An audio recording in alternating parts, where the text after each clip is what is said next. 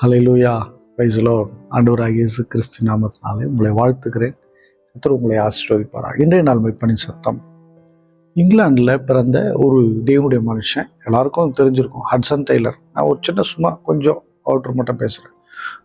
பயங்கரமான ஜாம்பவான்கள், தேவனுடைய ஊழியத்தை வல்லமையாக செஞ்சவங்க. 18ஆம் நூற்றாண்டில் பிறந்த அவர்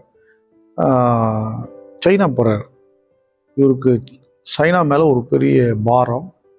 அந்த நாட்டின் ஒரு தரிசனத்தோடு கூட அங்கே போகிறாரு. ஹட்சன் டெய்லர் அங்கே ஒரு சீனாவில் ஒரு ஸ்தாபனத்தை உருவாக்குறார். சிங்காய் மிஷன் அப்படின்ற ஒரு இடத்துல ஒரு கூட்டம் நடக்குது. அங்கே போயிருக்கும்போது அந்த பக்கத்தில் அந்த இடத்துல ஒரு கல்ற தோட்டம் இருக்குது. வயசான காலத்தில் அங்கே ஒரு மீட்டிங் பண்ணுறார். என்னென்னா அங்கே தான் அவர் பழைய காரியத்தை நினைக்கிறார். தன்னுடைய மனைவி, 4 குழந்தைங்க எல்லாரும் அங்கே இறந்துருக்குறாங்க.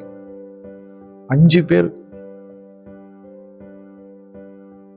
இவர் மட்டும் தான் உயிரோடு இருக்கார், மற்ற யாரும் இல்லை. இந்த காலகட்டத்தில் அவர் கொஞ்சம் அப்படி பழைய காரியங்களை யோசிக்கிறார். எவ்வளோ உழைச்சிருக்கிறோம், எவ்வளோ செஞ்சுருக்கிறோம் அப்படின்னு நம்ம பார்க்கும்போது மரணம் இருக்கிறது, துக்கம் இருக்கிறது. ஆனால் அவருக்குள்ள ஒரு சந்தோஷம்.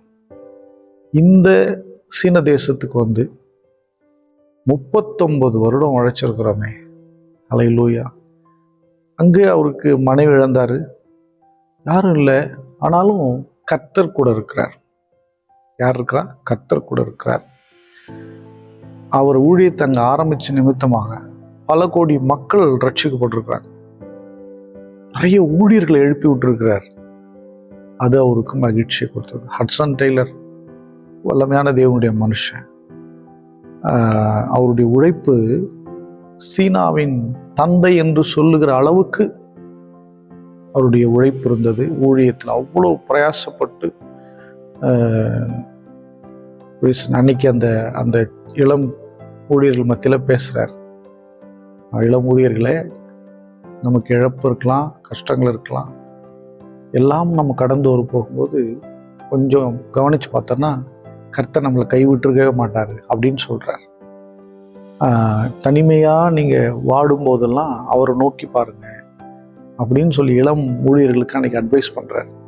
இப்படி பண்ணும்போது அநேகர் கண்ணீரோட தேவனுக்கென்று எழும்பினார்கள் என்று சொல்லி சரித்திரம் சொல்லுகிறது.